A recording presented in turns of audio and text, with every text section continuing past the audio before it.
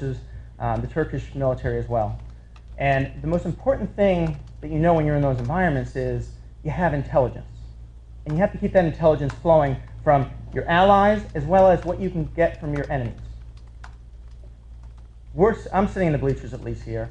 I don't have all the information. I think many of you don't have the information. But I think what we have to do with Iran, given the importance of Iran to of what's going on in the Middle East and the instability it may bring, is to recognize that we have to keep Israel very close to us.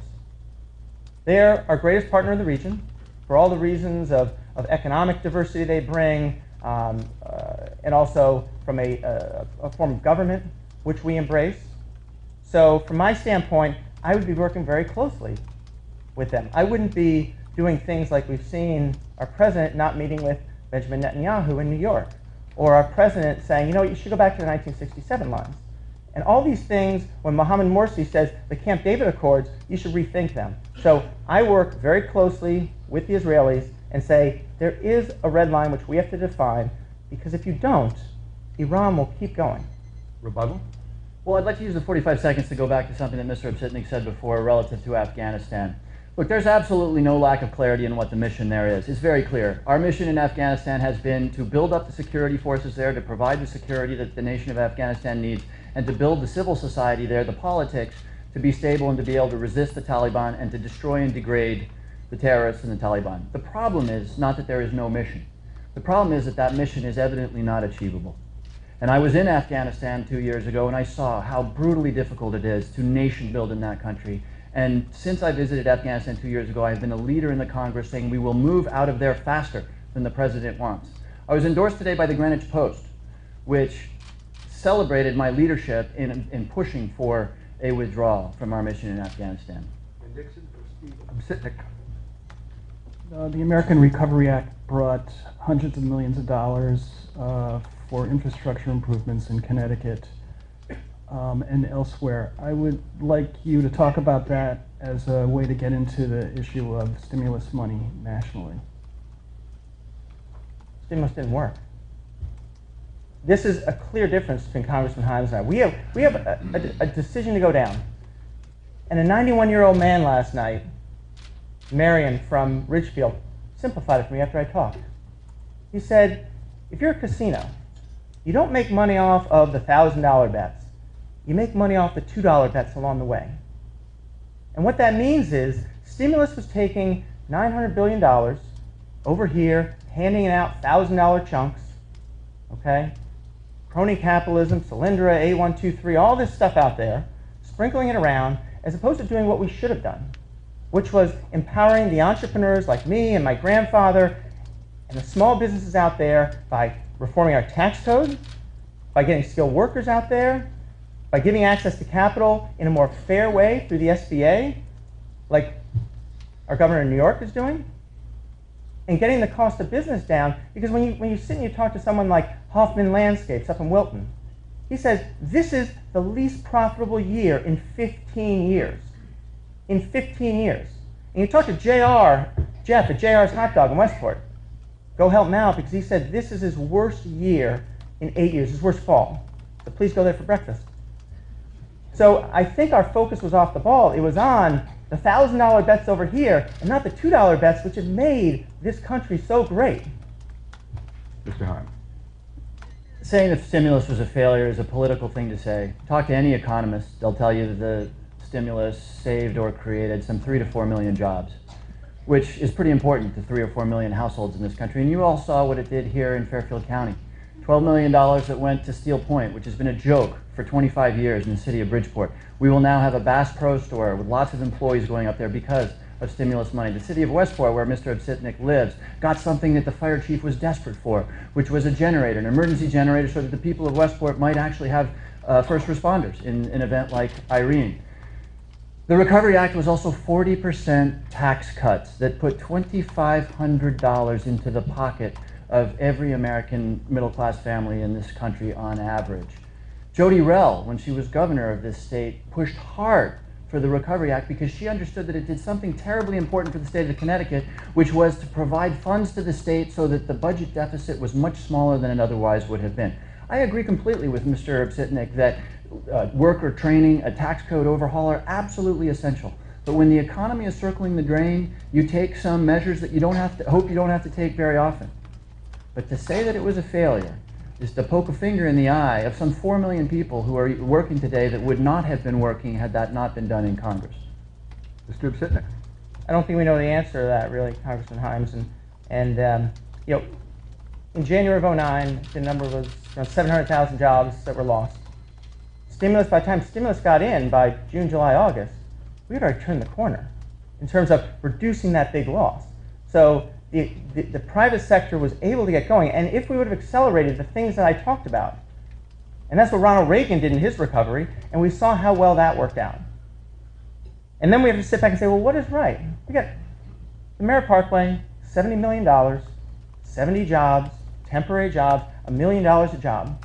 You know, up in Rochester, I've been able to create jobs at $68,000 a job during this recession. 68,000 versus $1 million. Patrick Gallagher for Jim Himes. Congressman, how do you work to decrease the cost of doing business for some of these small businesses that are the drivers of employment growth? We decrease the cost of doing business by working with the state of Connecticut and with municipalities to make it attractive for them to do so. And this is a challenge in the state of Connecticut because our utility costs, our labor costs, and our taxes are higher than they are in much of the country. And the governor, of course, has given packages to groups around the Jackson Labs and Broadwater and other, not Broadwater, the various first 5 groups to make it easier for them to do business there, and I applaud those efforts. But let's also remember one thing. What are the most economically vibrant parts of this country? I would tell you there's probably Silicon Valley in California and the Route 128 corridor of Boston, Massachusetts. I just named 2 jurisdictions that probably have the highest costs in the country, or close to them, and a lot of regulation, by the way. But what's their secret? Their secret is that they have the smartest and best people in the world, starting companies each and every day. So this brings us to the point that we, by all means, need to do what we can to create a vibrant business environment here, which is investment in infrastructure and focusing on energy costs, but also training our people. Because I would much rather be Palo Alto or Route 128 here in Fairfield County than I would want to be a low-wage, low-cost state like South Carolina. And so investment in our community colleges, making sure that every kid who grows up here is educated to start a new company, to be a fabulous employee of GE or Pitney Bowes, if our focus is there, our jobs will grow. Mr. Obsitnik.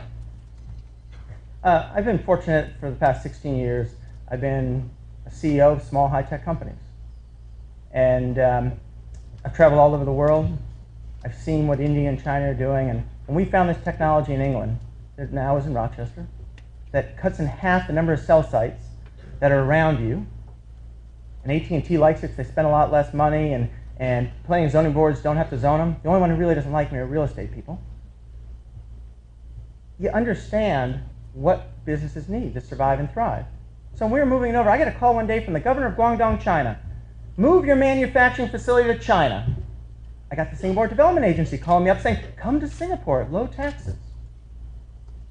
I never got a call. I guess I wasn't high enough up the radar screen for our first 5 because, once again, the $1,000 bets don't work to me. We need a lot of $2 bets out there.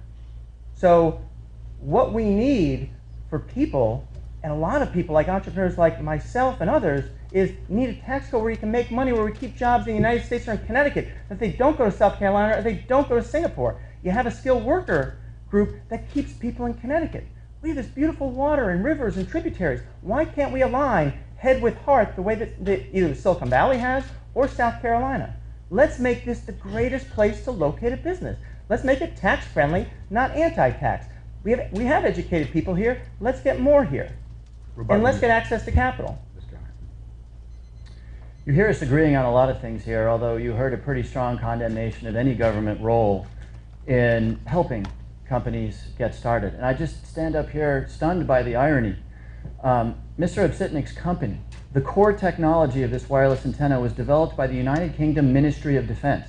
The proprietary advantage of Mr. Obsitnik's business was developed by the UK government. And he says we should do $2 or $3 bets. The government made a $4 million bet on his business. And I'm not saying that government should do anything more than what it does well, which is about infrastructure. about investing in and helping people like Mr. Obsitnik. But when Mr. Obsitnik then stands up and says, Solyndra, or criticizes me yesterday for one of these companies that went bankrupt, that's just hypocrisy. We have come to our last question, and because of the timing, we will only have one answer from each of you, no rebuttal this time around. Jared Ferrari, Steve Obsitnik. You say on your website, Mr. Obsitnik, that you specifically know how to revitalize cities like Stamford, Bridgeport, and Norwalk. Some mayors in the audience might disagree that they need revitalization, but what specifically would you do if elected to Congress to revitalize a city like Norwalk? Well, let me talk, because I spent a lot of time here, but let me zero in on Bridgeport for a second, because I see friends in the audience who I've talked to at length about this. The first thing you do, you listen, you learn. I don't have all the answers. But you know what? You're sitting down with people in Bridgeport, the biggest need in the east side of Bridgeport? A grocery store. There's no grocery store on the east side of Bridgeport. So people get in a car and drive, take a bus, 15 minutes to get more groceries than just the milk from a bodega. So you need to have a congressman who's going to fight beyond just the I'm bringing money back, but be a deal maker like that governor in Guangdong, China, who knows what people need. So a grocery store, let's fight for that. Because what always happens when a grocery store shows up? A Dunkin' Donuts. Now you start employing more people. And then you have the community bank up there. If they have access to capital, they can start making loans to seamstresses and hairdressers.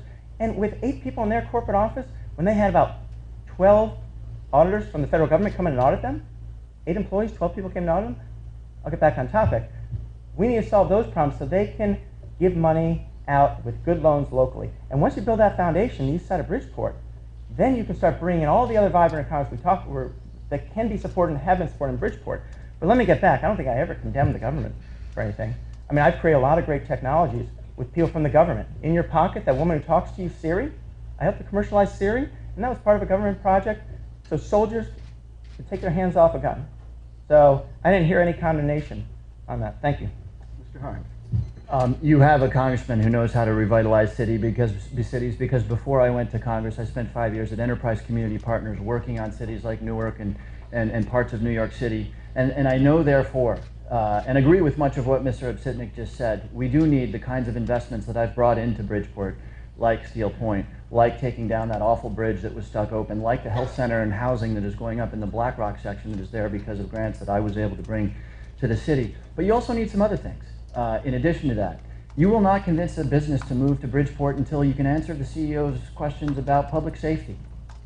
20 murders this year so far in Bridgeport. Try explaining that to a CEO who wants to move a business. The Stimulus Act, which Mr. Obsitnik has called a failure, part of that money went to hiring 15 police officers for the city of Bridgeport. 20 murders. I don't think that's a failure. Schools. Now here's an area where the federal government doesn't have a lot of leverage, but where Arnie Duncan and others in this administration have actually really moved the needle in getting states to adopt reform-oriented plans. Mayors in places like Bridgeport, governors in places like Connecticut need to, in addition to public safety, in addition to all of the incentives for business, need to be able to look business in the eye and say, you can send your kids to great schools in the city of Bridgeport. We've got a long way to go there. Half the kids that go into the high schools of Bridgeport don't graduate. That has to be a key focus for all of us. I take back what I said. We have the 45 seconds if you'd like to rebut. Oh, we do? Okay, great. 20 murders in Bridgeport I don't think is good enough. Stimulus, Bridgeport brought $136 million of stimulus, 136. Short-term, temporary. We have 13% unemployment and 23% underemployment in Bridgeport. And Steel Point, the last time I checked, with all due respect to the effort, it's just been moving dirt around down there. And maybe we'll take a $5 bet on if that Bash outlet store actually shows up. But you were instrumental in Bridgeport in bringing in $3 million to Director Shipyards, making these $200 million fancy yachts. $3 million, they went out bankrupt a year later because there weren't enough people in that economy buying that. I had nothing to do with Director. That was before I was in office. Oh, well, Time now for our closing statements, and we begin with Mr. Obsitnik. 2 minutes. Well, great. Well, once again to the Chamber, thank you for hosting this, and the moderators and Congressman Himes for our second debate here. It's a pleasure. I've spent over 9 years serving you in the U.S. Navy, and 16 years creating jobs, high-tech manufacturing jobs in the United States, the same jobs that we need now more than ever. The U.S. Navy, as I told you, taught me one thing: you lead by example, and you as voters decide which example do you want to follow. So let's wipe away the words, and look more directly at the facts. Jim Himes' example has been one of out-of-control spending, outrage, where he said $10 trillion meant was bad. Now we have $16 trillion. Unemployment in Connecticut of 9%, 23 million people out of work, $4.25 gas prices. He sets an example of wanting to be a career politician. He's created Jim Pack, where he spends thousands of dollars of yachts and all this other stuff, which I disagree with. It doesn't have to be this way. We can go a better way. My example that I will live by is simple. I'm a career leader, I'm a local kid, I'm a veteran, I'm an entrepreneur. I will fight for you. I will term limit myself to 8 years if you have me, 4 terms, because that's how we get the cholesterol out of Washington.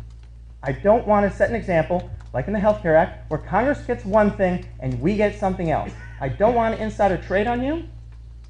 I don't want all the funny games to keep going on. So that is my example that I will set. I want to solve our greatest problems.